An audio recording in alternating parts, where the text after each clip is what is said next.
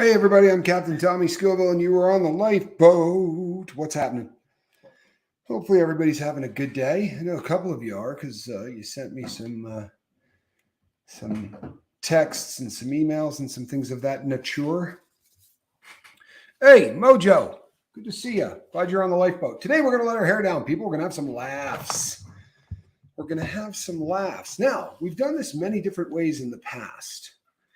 The game is always trivia, but how we play it is always a little bit different. And very often it ends up devolving into trivia of the 80s because we seem to be of a certain generation around here. Alan Ballantyne, back from a Siberian work camp that he had been sent to by his supervisors. He was sent out for about I think a 3 or 4 day training that turned into 4.5 years.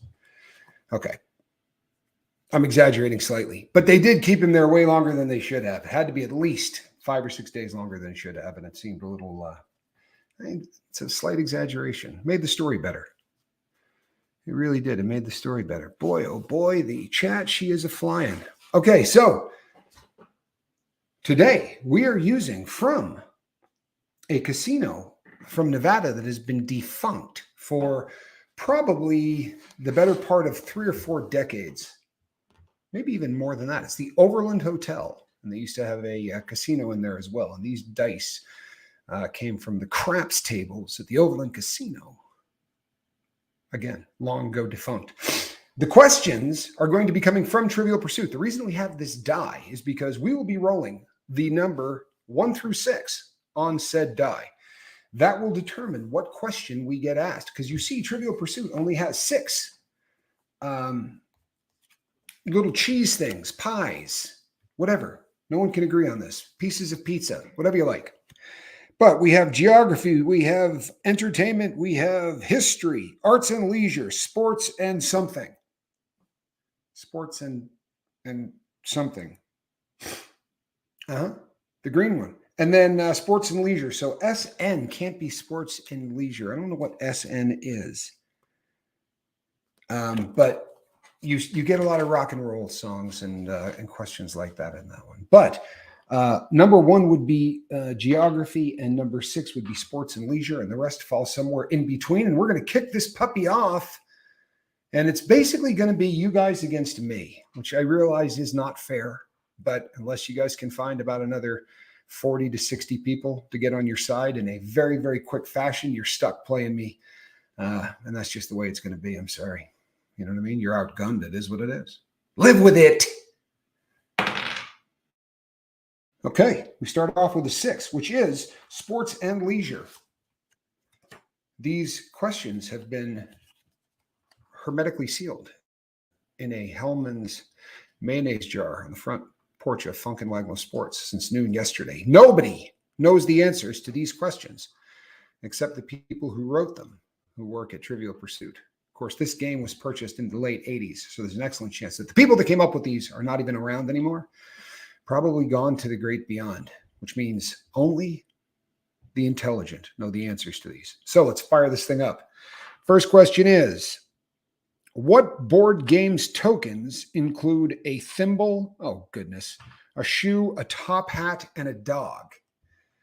People, I'm embarrassed, but I have no control over these. As I said, they've been sitting sealed in a Hellman's mayonnaise jar, front porch, welcome back to sports. That right there would be Monopoly. And I think we're just going to have to get, there's no way for you to chime in as fast as I could say that. But we're going to call that one a draw. I mean, that one, it was a bit of a sitter, but you get the Grant's Tombs questions. There's nothing you can do about that. It's just kind of the way it rolls, people. Let's see. All right. History is the subject. All right. It would help a lot if I had glasses. That really would be a good thing. What's the spectacular California coastline south of Monterey?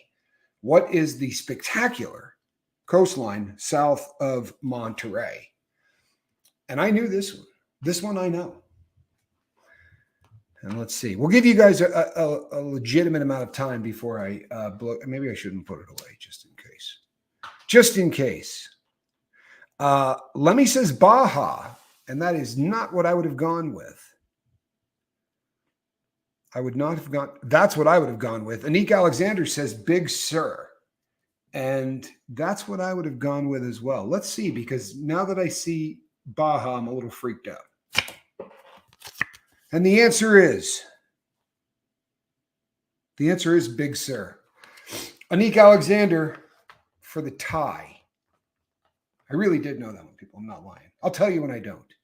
Or maybe I won't. It does seem like these die only come up 1s and 6s, which is making me a little nervous. Let's try this again. All right. That landed on a watch strap, which is pretty legit. Alan Ballantyne gifts 5 memberships. Thank you, Alan. Here we go. A 3. Now we are in the middle of this. Let's see what we got. 3 is going to be 1, 2, 3. That's going to be history. What fortress was built by William the Conqueror to protect London? I know what the answer to this one is. I know what the answer to this is. And we'll see how fast any of you get it. At least I think I do. I'm pretty sure I do. I'm going to go with London Tower on this one. Let's see. Has anyone popped up on this? Full of Hope. Full of Hope comes in and says, you know what, though? Wait a second. I saw an answer that was pretty solid. That was pretty solid. It may not be correct, but this is a good answer. Lemmy says Thunderdome. 2 men enter, 1 man leaves. Not a bad guess, Lemmy. Seriously. Honorary mention, if nothing else. That's solid. Anybody? Back me up on this. Thunderdome. Come on, people. Solid. But it is the Tower of London. Full of Hope. Full of Hope's pretty solid at this, though. She's a week in, week out player. Like, she does not come up short in this game. So let's see. Let's see. The deuce. I hold in my hand. And that would be entertainment.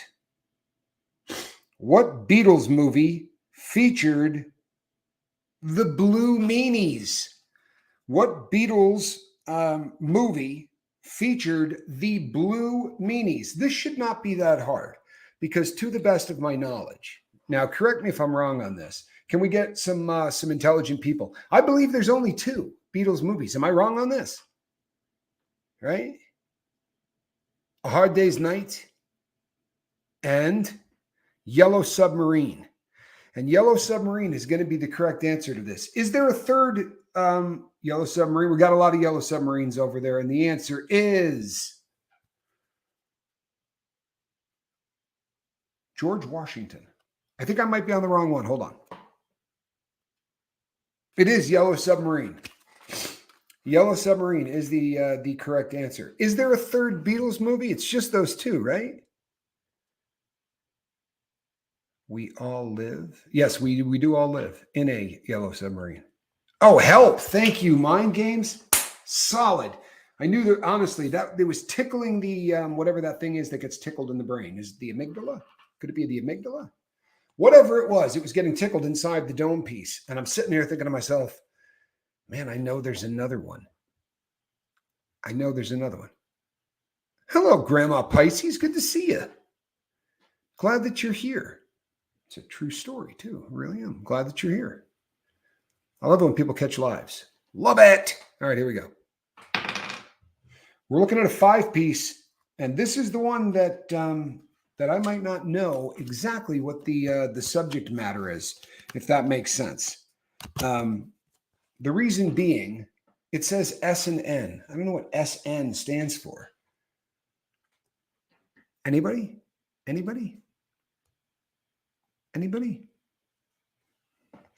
Okay, so the question is, how many daily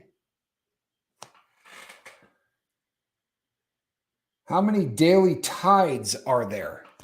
This is simple as hell, right? This is a very easy question. Am I right? This is an easy question. Am I stupid? I'm going to feel really dumb if I don't have the correct answer to this. I believe the answer is 2, right? Yeah. See, everybody else seems to agree with me here. Full of Hope says the deuce. Zenwen says awakened, but I have a feeling she's talking to our friend. Goosebump is getting on the treadmill. That does not get you out of answering questions.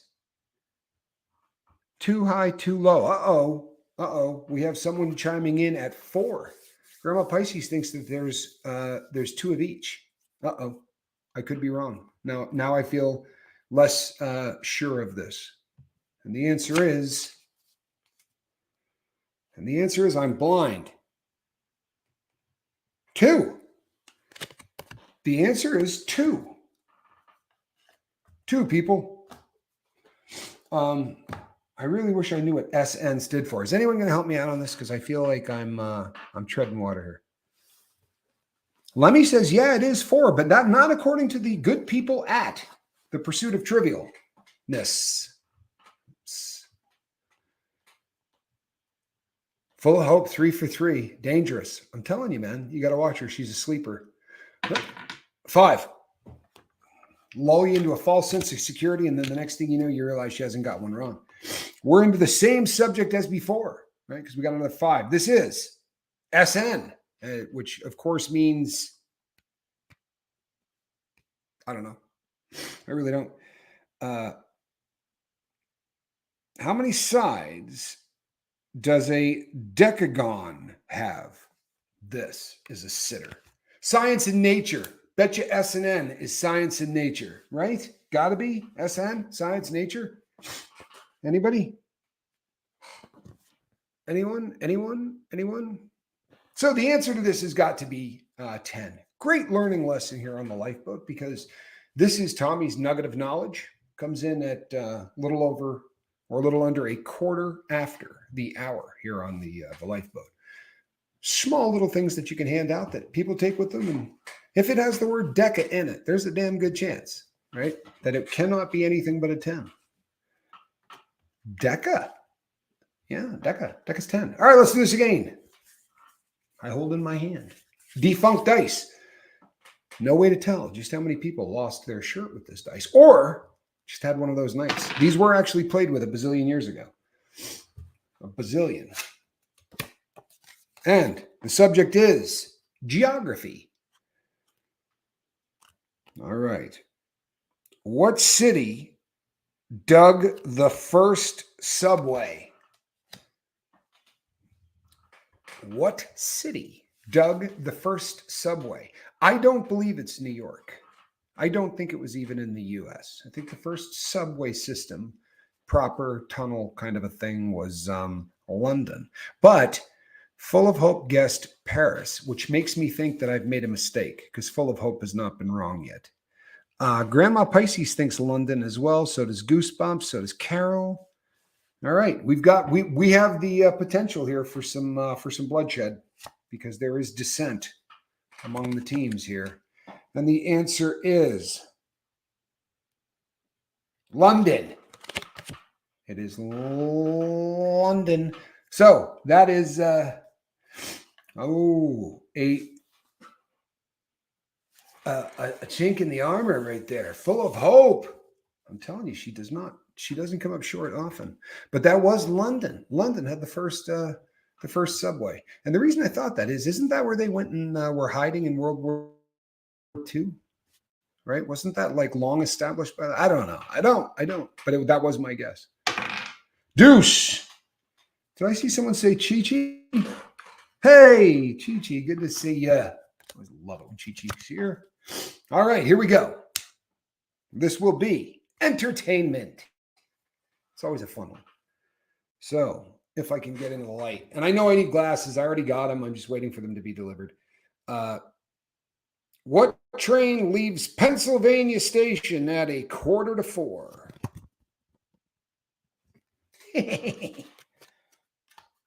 What train leaves the Pennsylvania Station at 3:45? Hey, ain't that the train leaving Pennsylvania Station at 3:45?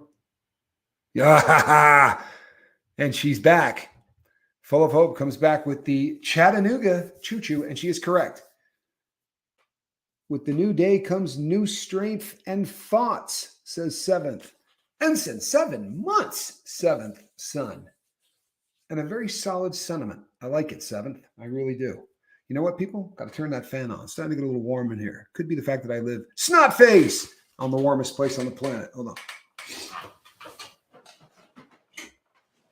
Ooh, come here. I didn't even see you. Hey, squirrel nut zipper. Squirrel is making an appearance. All right. All right. We're back. 5 spot. And are you ready, people? What has the claim to fame of London? Hold on a second.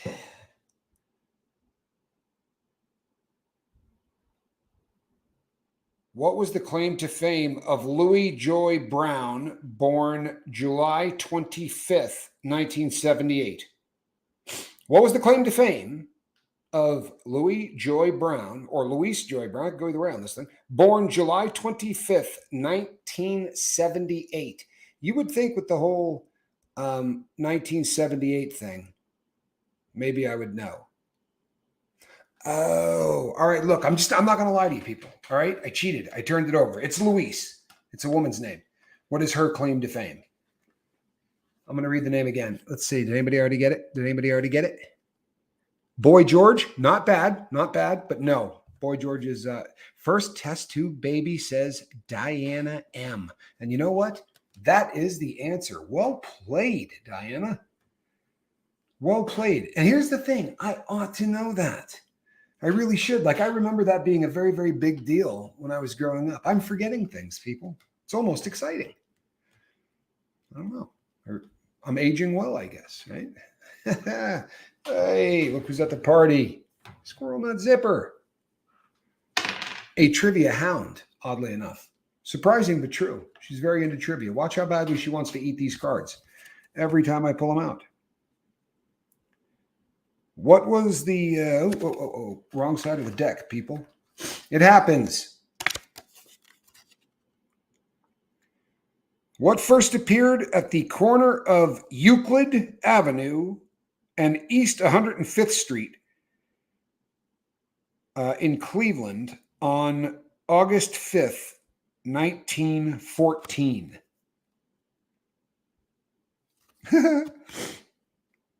What first appeared at the corner of Euclid Avenue and East 105th Street in Cleveland on August 5th, 1914? And it was all downhill after that. There you go, squirrel. Just knock anything you want right off of the desk. That's good. Have fun. A trash can, not a bad guess. World Fair, not a bad guess. Koala bear, again, not a bad guess. McDonald's, no, afraid not. A traffic light, says the Hobotographer, who hit it out of the park. He went yard. Yeah, people, it's been all crap since then. Those idiots put up the first traffic light. See, here's my thing. I don't know. This is me, but I think it should have always been a traffic cop. I think in every intersection in the entire country, there should be a cop out there directing traffic. Think of how much better everything would run. Right? You wouldn't have people running lights. You wouldn't have people doing anything wrong. If there was an accident, you'd know exactly who did what. This guy ran the light. Officer Friendly was there to see it. I'm telling you. And it would keep them busy, right? It's always good to have a police presence out there. I don't like traffic lights. Never been a fan. Yeah, 1914. I wouldn't have thought the first traffic light would have been in Cleveland, Ohio. Didn't see that one coming. I really didn't. But one more thing that Cleveland can boast, the heart of rock and roll. Surprised you didn't know that. Is in Cleveland, at least from what I hear, and and I believe him. Who taught Ding Dong School? Who taught Ding Dong School? Seems like this should be a sitter, right? I have no idea what Ding Dong School is. This is I'd like to come up with some lie off of the top of my head that Oh, of course. Ding Dong School. You know what this is. It's the university you go to where they teach you the art of the ding dong ditch. I'm sure at least some of you did this in high school. You'd run up to somebody's door and do the ding dong and then run like hell. It was great. We did it. We used to do it downtown all the time when we were kids because we were little degenerates. That and the flaming bag of anyway.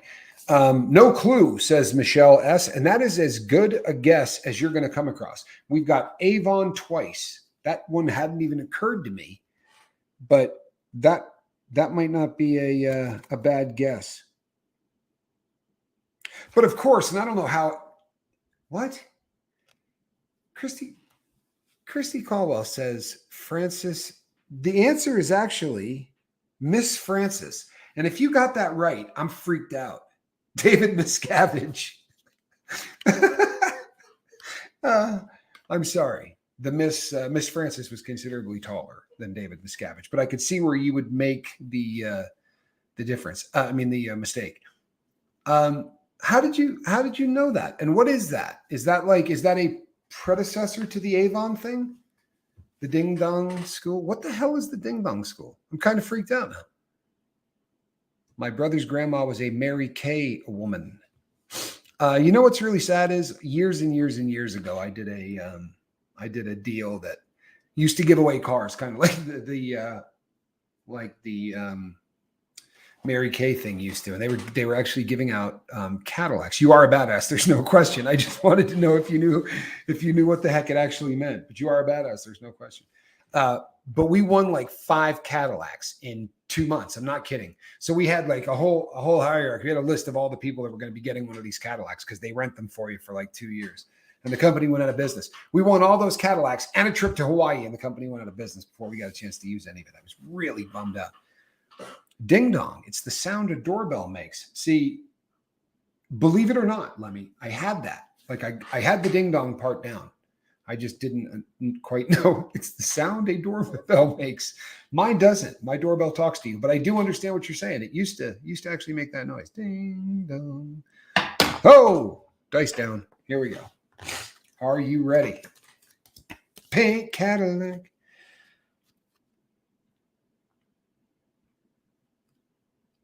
What was China's last imperial dynasty?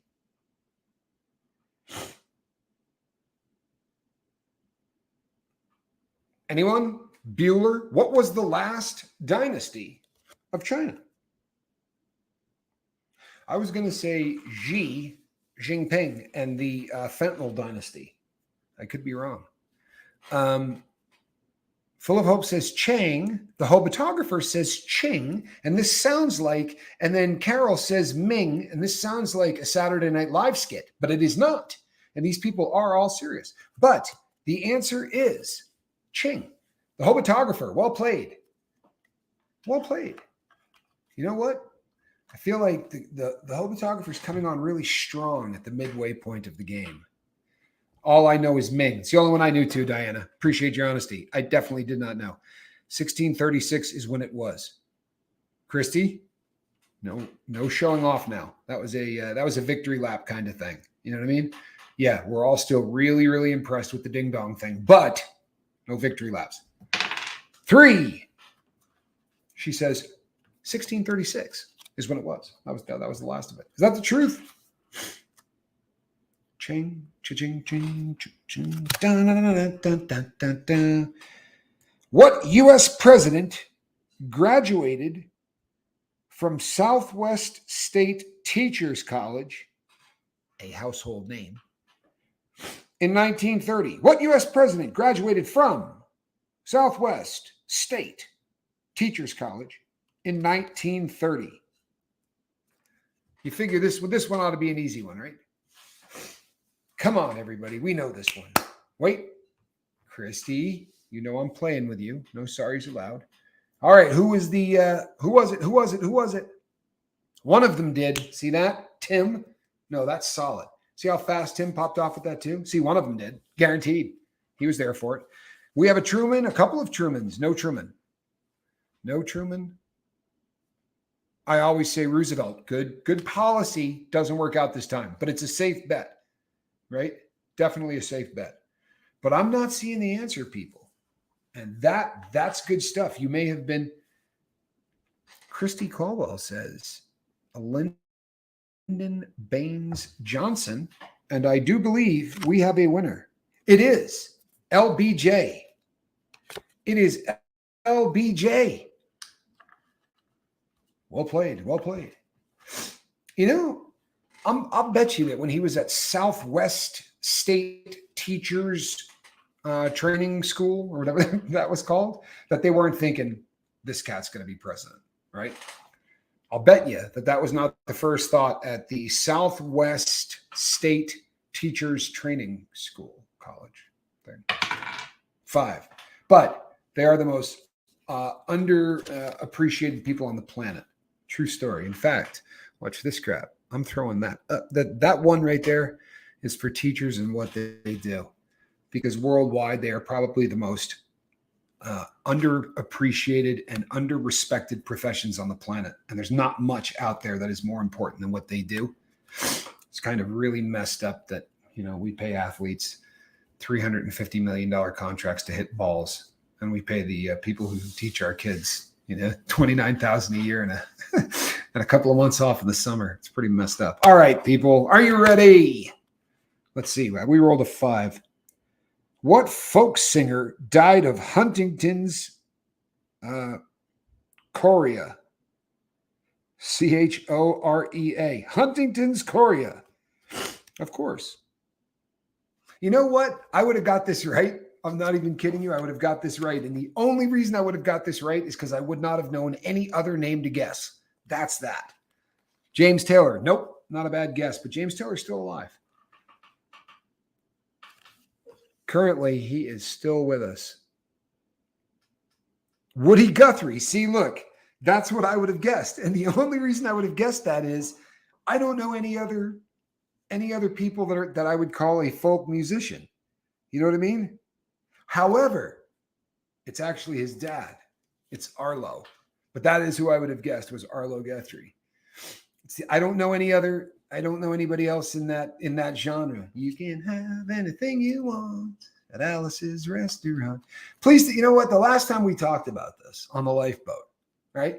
I got all kinds of pushback from all kinds of people when I said radio stations in the United States play Alice's Restaurant for 24 hours straight on Thanksgiving Day, right? And all of these people started texting me and emailing me going, what the hell are you talking about? Radio stations don't play Alice's Restaurant. Like, I feel like the whole world was gaslighting me because my entire life I've been listening to radio stations that play Alice's Restaurant, one right after the other, right? For the entire day. Can someone back me up on this? Lemmy, come on, you know who Alice is. You can have anything you want at Alice's Restaurant. Come on in, it's around the back. Come on, people. Just a half a mile from the railroad track. And you can have anything you want at Alice's Restaurant. It's a very, very funny song. And it goes on for about 20 minutes.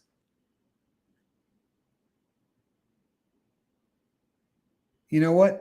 No one is backing me up. They played in Minnesota. Thank you. I'm glad somewhere there's a radio station. Someone can back me up on this. This has just been an American institution my entire life. Go ask Alice. I think she'll know. All right, here we go. What was the proper laugh-in response to "Say goodnight, Dick"? Come on, people. I know we've got people here that watched Laugh-In. With what's her name dancing? Come on, people. 7th, how is your back? It's an excellent question. Not going to give you any points for the answer, but good night, Dick. Well played. Goosebump 801 says, good night, Dick. And it was. Yes, and Goldie Hawn was the dancer. Well played, Philip Hope. See this? I mean, we are talking about this is not your average run-of-the-mill group of YouTubers, man. There's some talent, some trivial talent in this crew. Isn't the song just called White Rabbit? That would be the song from the Jefferson Airplane. Yeah, it is called White Rabbit, is the name of the song. If you're talking about the Jefferson Airplane version of that, it is called, to be sure, that is what it is called. 5. Well, I loved laughing too, JJ. And you can still watch all of this stuff. People, when I say I can't watch TV, this is my new kick, is that like I'll put on shows like All in the Family or Barney Miller or Taxi or any of the shows that were shot, say, pre-1980, somewhere in there. And they're all shot one camera. You know what I mean? There's not a lot of pan back and forth. It's just one camera that they shoot, like, and the whole cast of characters is always usually on camera at the same time. And, one group will move 2 feet away from the other group and talk at the top of their lungs, and it'll act like, the rest of them can't hear it. But I can watch all of those because of how it's filmed. And I've been watching so much really old stuff. It's about how I've been falling asleep. The Hillbillies. Yeah, another great. I loved all of that stuff. That, the old, I don't know. It's when TV was fun. I mean, TV's gone. If you really think about it, there is no more TV. It's pretty much dead. Even now, like when I'm watching this stuff, I'm watching it on YouTube. Barney Miller, All in the Family. I watch both of them. Like those are 2 of my my go-to. Lydia English. Have I ever said hello to you, Lydia English? If I have not, welcome to the lifeboat, Lydia English. Yeah, but you're only a little late. You're good. What are we about? About halfway through. You're good. We got all kinds of time. There are laughs to be had. Fear not. All right, we were at a 5. What does a monophobe fear?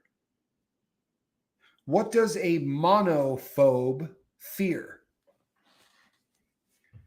Really bad stereo systems. Pretty sure that's what they're bummed out at. You know what I mean? Like you ever listen to any really decent song on mono? Like if you listen to the Beatles on mono, you only hear half the freaking song.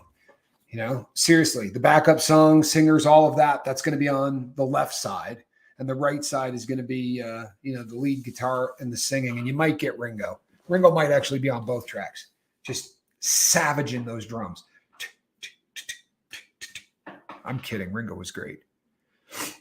The Honeymooners. Fantastic. Okay, so I have not seen the correct answer come up yet because I don't think that is the correct answer. I think that it's probably the fear of not having people around you. I think it's probably the fear of being alone based on the right? Monophobe. I'm going to feel really stupid if after that explanation, that's not the correct answer. Let's see here. No, as it turns out, it is bad stereo systems. I'm kidding. It's being alone. Did somebody just say Andy Griffith? Look how far behind I am. My goodness, I'm sorry. I don't have space for apps. Well, then you need to back off on all the apps you already have.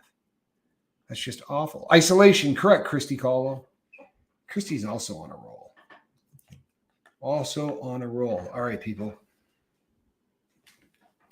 It's not such a cool thing when you shake dice and they don't make any sound.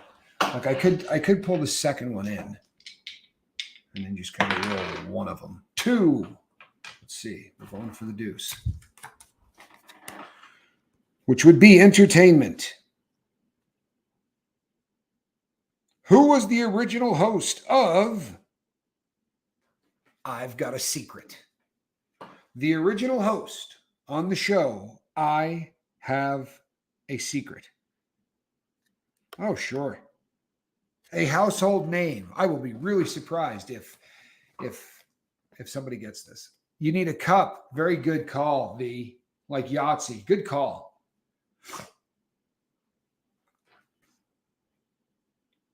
Well, there are people who fear the number 13. There are people who fear everything. Betty White's husband. You know what? It wasn't it? Dick Van Dyke, no. Kevin Spacey, excellent guess, but I'm going to have to go with no on that. We have another Betty White's. I think it really was Betty White's husband. Gary Moore, says Christy Caldwell, and I don't know why I'm surprised. Chi goes with the I forget his name, and we're actually going to give her credit on that because she had the answer. She just forgot his name. And I think that's legit. It happens to me all the time. And it's frustrating. John Wick, another great answer. But the answer is Gary Moore. Was Gary Moore married to Betty White? Can I get somebody to back this up? Hold on a second. Do you see this? Do you see this? Goosebumps says, Fear 13. All right, people. There you go. Try pronouncing that one for a minute. We'll let that one hang up there. Work on pronouncing that, and by the end of the show, I hope that everybody has it. No, Alan White was Betty White's husband. There you go. There you go. I can't believe Betty White's gone. I just kind of figured that I would probably go before Betty White would, that all of us would. You know what I mean? She just seemed like she had been around forever, and she just always looked fantastic. Alan Funt, says Quiet Girl. 4. And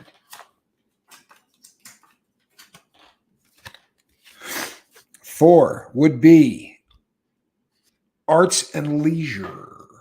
Leisure. All right, arts and leisure. What character encountered by Alice? Wait a second. This is an Alice in Wonderland question. I need better light. What character encountered by Alice never stops sobbing? What character encountered by Alice never stops sobbing? As in, Betty White went to zoos. You know what? Betty White is, I think that Betty White is there's an excellent. Blue Meanie, good guess. Very good guess. But you might be a little bit, White Rabbit. No, the White Rabbit complains a great deal. The turtle, says Chi-Chi, and that is the correct answer. It is the mock turtle, I think technically, but that is the answer. Correct. You know, we could do an entire show of Alice trivia, but yes, you got it, Chi-Chi. The turtle flies. It was the mock turtle. Yes, mock turtle. Oh God, what was that turtle's name? You got it. You got it. You got it. Me when I can't fit into my favorite jeans. I can see that. The Mad Hatter. The Mad Hatter does not see. He does sob at one point. Actually, there is a part of the book where the Mad Hatter does get a bit melancholy for a moment while chained to a wall. I love Alice in Wonderland too. If you've ever noticed, I've got the whole cast of characters, or a great deal of them. If you've ever wondered what all of that black stuff is on my arm, that is the White Rabbit, the Cheshire Cat, the Mad Hatter, and the Dormouse makes the rest of the sleeve. Alice did cry a lot, no question. In fact, she cried a river at one point. However, she does not cry nonstop. That would only be the mock turtle, to the best of my knowledge. Who wouldn't? Chi-Chi has a Mad Hatter and a Cheshire Cat too. What are the odds? Named my youngest after Alice. Someday I have a story about that too. Okay, let's see here. We rolled a 5 spot. So, let me get a little light here.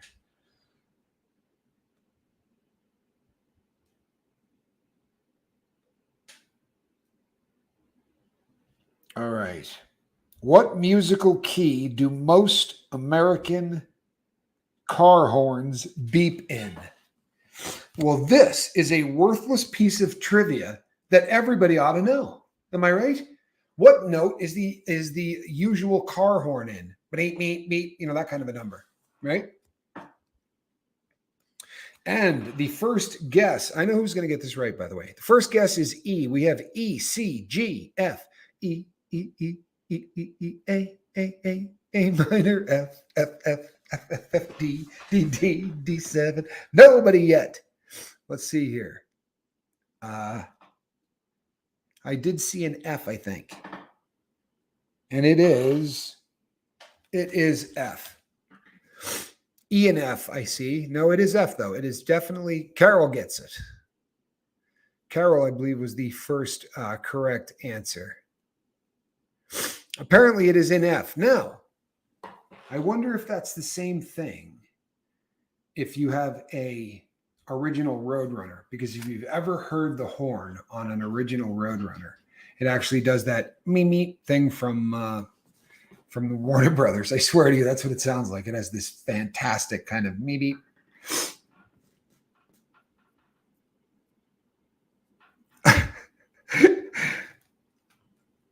The brown note is a certain pitch of frequency that makes people excrete feces. The mythical brown note.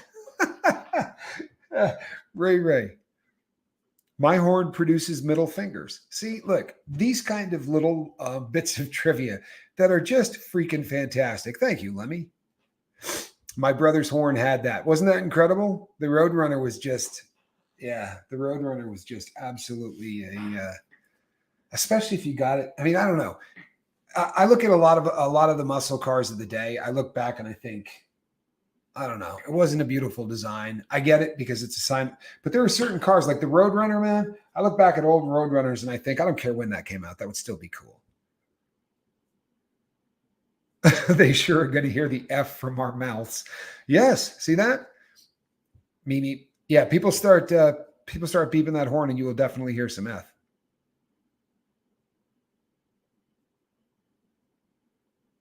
Oh, no, you're kidding me. LRH had an Alice in Wonderland story. Now I'm disturbed.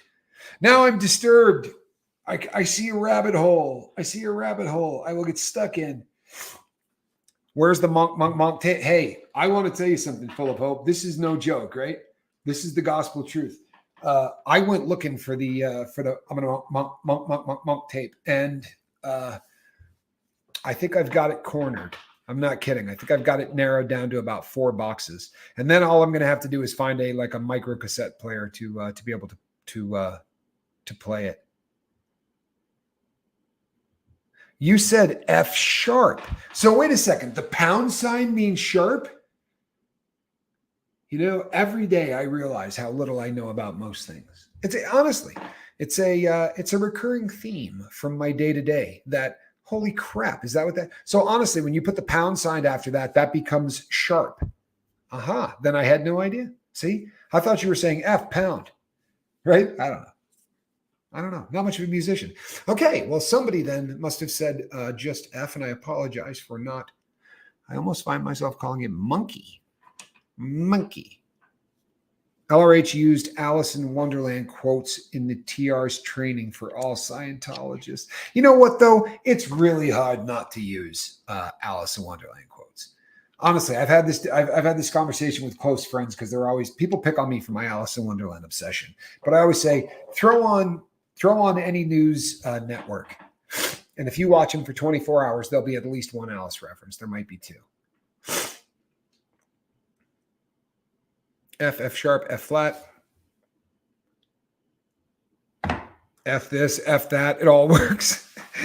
F sharp, F flat, F this, F that, it all works. Well played, Tim. Well played.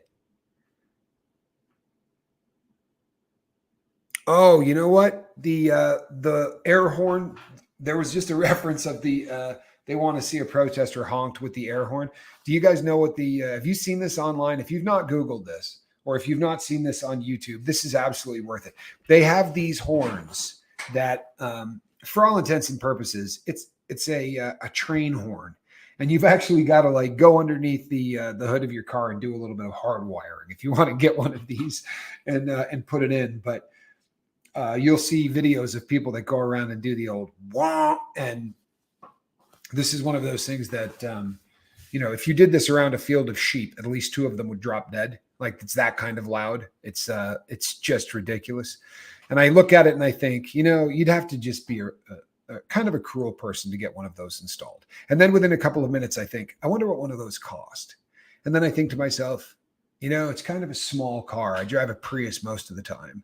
And could I jam one of those under the hood of a Prius? Because I really do want one of those really loud horns. I know that that's not a very nice thing, but I do want one. We had one on our 71 Buick Riviera. Wait a second, the 71. Which one had the? Which one has the boat tail? The boat tail Riviera. That's a 73, isn't it? I love that one. It uses a compressor and an air tank off a semi. Yeah, that's what we're talking about, Jason. We are on the same page. Whoa! And it just, I think they're $1,200. See, that would be money well spent. I'm sorry, it would be. That would be money well spent. You could have so much fun with that. Had one on my 17 King Ranch. Nice.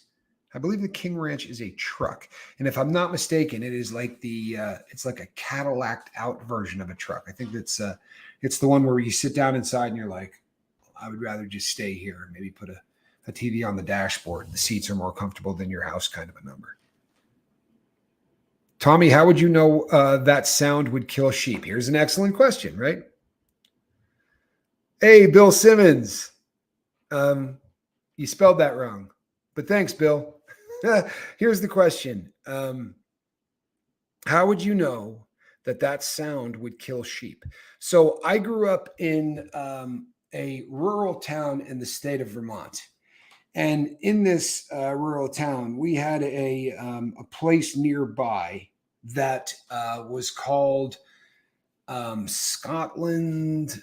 I don't remember. It had the word Scotland in it. And they had a bunch of sheep out there. And somebody in our town actually got arrested. Yankee Kyle, good evening to you. Congratulations on a lot of sobriety.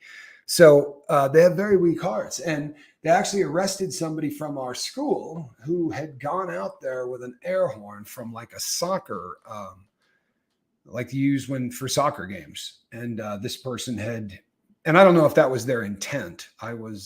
This was prior to my time. By the time I was a little bit older, those kind of pranks were not really in vogue anymore. By then, the kind of things that people were doing was more along the lines of destroying our lives with drugs instead of doing, pranks. And although we did a decent amount of the pranks too, I guess. But all right, let's roll one up here. What do you say? 6. Let's fire this rascal up. All right. Are you ready? 6 will be sports and leisure. Oh, no way. I hope that my brother is on this channel right now. If my brother is not on this channel, I'm going to be bummed out. Our mods are fantastic. Best in the business. No question. What did Dick Weber, Steve Nagy, and Don Nagy excel at? All right. Did everybody get this? Where is Johnny Scoville when you need him? All right. What did Dick Weber, Steve Nagy, and Don Nagy excel at? Let's see it. What do we got? What do we got? What do we got? Any answers? Any answers? This is a running joke. That's right. SPTV Warrior, booyah, comes in with bowling. Okay, here's the thing. A very long time ago, there was a old sitcom, a honeymooners sitcom. And there are references made in that to bowling constantly. And we had a mutual friend that used to, anytime somebody would bring up bowling, they would make a reference to Dick Weber. Like if somebody said the word bowling, within 2 seconds flat, this man was going to say Dick Weber. If my brother was here, he would have absolutely busted a gut. Eating Vegemite, says Alan Ballantyne, who is the next person to get blocked and shot off of the channel. No, I'm just kidding. I love Alan. Even if I have this entire jar, just in case I ever go to Australia, I'll bring this with me and I'll give it to Alan. And I'll be like, here, knock yourself out. You can eat the entire thing. Or if he ever gets over to the States, I'll just give it to him. Be like, here you go. Got a whole diet for you. Yee, love The Honeymooners, says Leslie Bishop. Of course you do. The Honeymooners is one of those shows that 100 years from now, it is still going to be funny. Bowling, says Scott May. Saw Dick Weber and Earl Anthony bowl live when they came through Spokane. Unbelievable. We used to watch the professional bowling tour. Like when we were kids, we got 3 channels, right? You had ABC, NBC, and CBS. And you could go over if you wanted to and get the local affiliate. You know what I mean? Like it was almost like public access, but it was I don't know. It was like 33 on the UHF. And for us, it was like watching public broadcasting television, PBS kind of a thing, public broadcasting. But every single Saturday, they would have the professional bowlers tour. And when you had 3 television shows, you watched what came on, right? The other 2 were political shows. So we used to watch, and Earl Anthony and Dick Weber were like, they're the Babe Ruth of bowling. And we used to watch them all the time. It was something that we just watched the hell out of growing up. I don't think we did a lot of bowling. I probably have been a dozen times. You got Munson. Good. Well played, Jason. He was this close, but he got Munson. Real Munson. Taking Vegemite to Australia. Yeah, it's like smuggling fentanyl into Mexico. I remember ABC Sports, Wide World of Sports. Do you know that my brother will occasionally just send me over the theme music, like the beginning of Wide World of Sports, because we did not miss Wide World of Sports. My brother, myself, and Papa Scoville, we did not ever miss that show, ever. That was just what we did on Saturdays. 2. All right, here we go. Are you ready? Have a good night, full of hope. If you're leaving, God bless you, hon. I know it's late where you're at, but thank you. Howard Cosell, he was fantastic, wasn't he? Okay.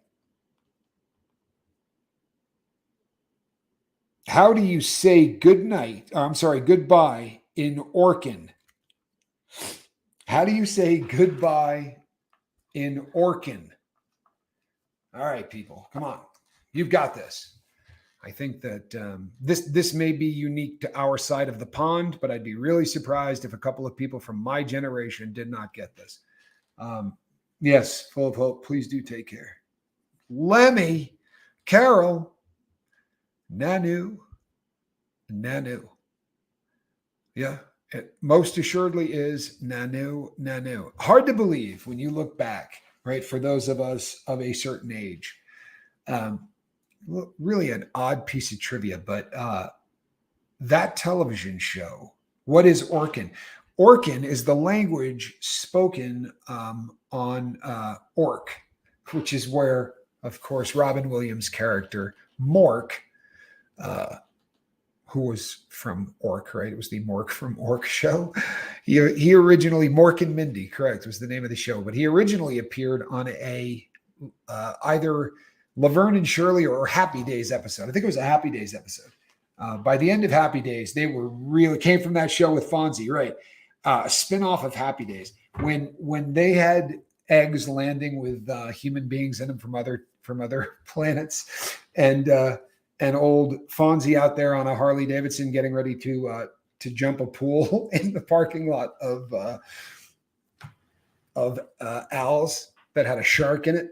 You know the term jump the shark? Well, that's where that came from. Happy Days was really flogging the crap out of that show by the end of it.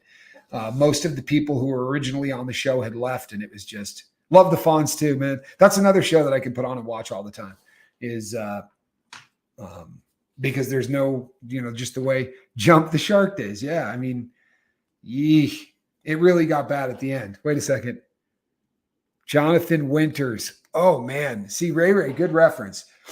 On Mork and Mindy, they had Jonathan Winters on there, and he did some of his best stuff, really. He really did. There's some incredible comedy on there from Jonathan Winters. That's, I don't know. It's almost creepy how good it is. He was a weird cat, but talented.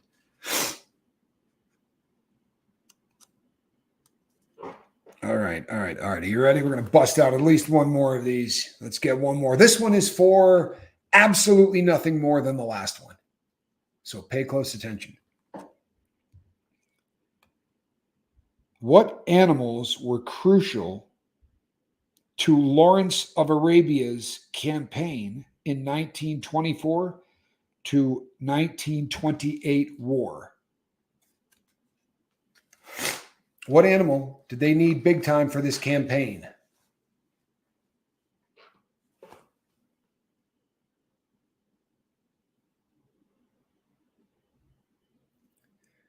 You thought he jumped the shark on water skis, and Alan Ballantyne says that's correct. Didn't he do this in the parking lot of owls? How the hell did he do them on water skis?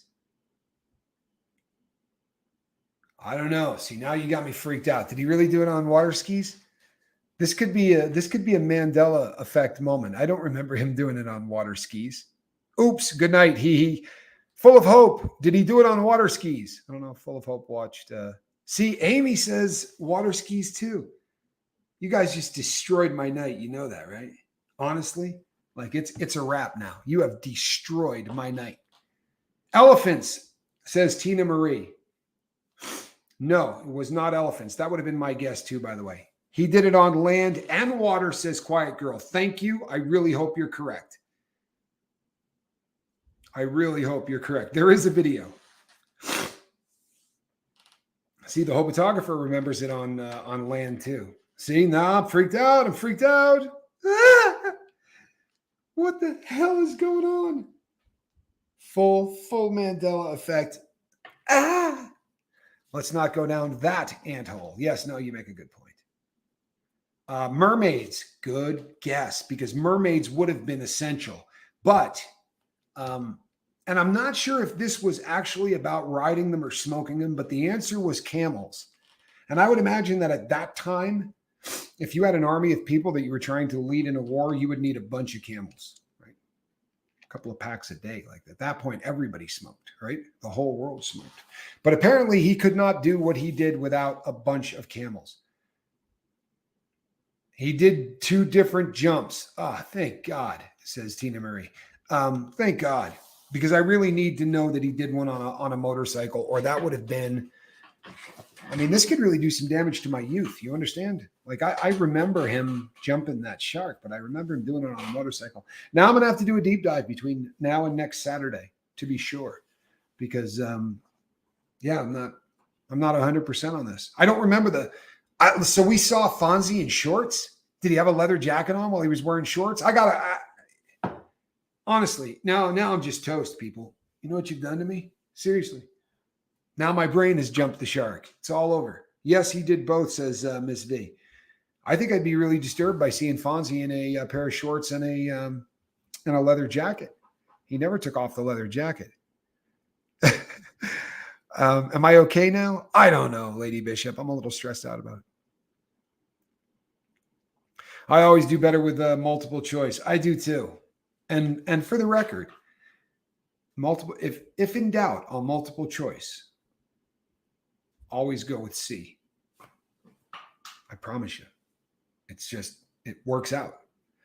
It works out. You'll do better than 50-50.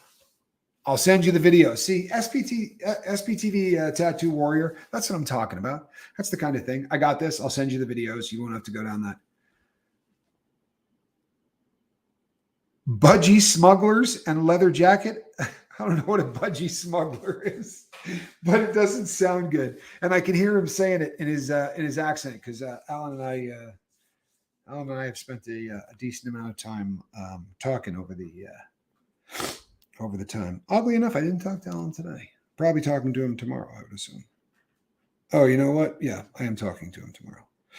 He's recovering, you see, people. It was a long trip. I see Squirrel probably in her basket waiting for her moment of fame. That is what she does.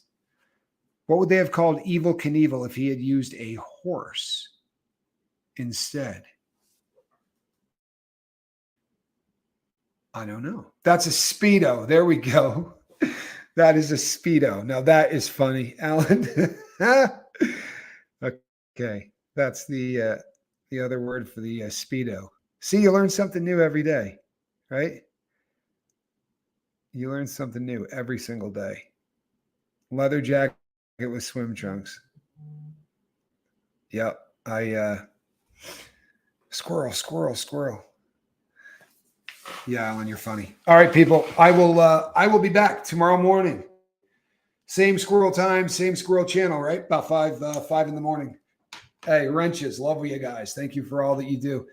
You know what? He said I had a pair of Speedos once. I want to tell you something, man. I lived in Speedos. I competed swimming for a really, really long time. I spent a lot of my youth wearing Speedos. This is what it is. And you didn't care until you were about 16. And then you just felt like, oh my Lord, I'm wearing Speedos. So you would keep on shorts until you were standing on the blocks getting ready to swim, and then you take those babies off and get up to race because it was just nobody wore those. Yeah, he's an Aussie and he's got a thick accent. Don't let him play with you. Don't let him play with you. Tomorrow, Rumble, 3 o'clock. Tomorrow I will be on Rumble at 3 o'clock. I am Captain Tommy Scoville, and this is a cat in a basket. Good night, everybody. We love you. And yes, tomorrow I'll be doing my normal show at 5 a.m. and then at 3 o'clock tomorrow I will be over on Rumble for those who want to watch that content. All right. God bless all you, and we'll see you tomorrow. Say goodnight, squirrel. She did.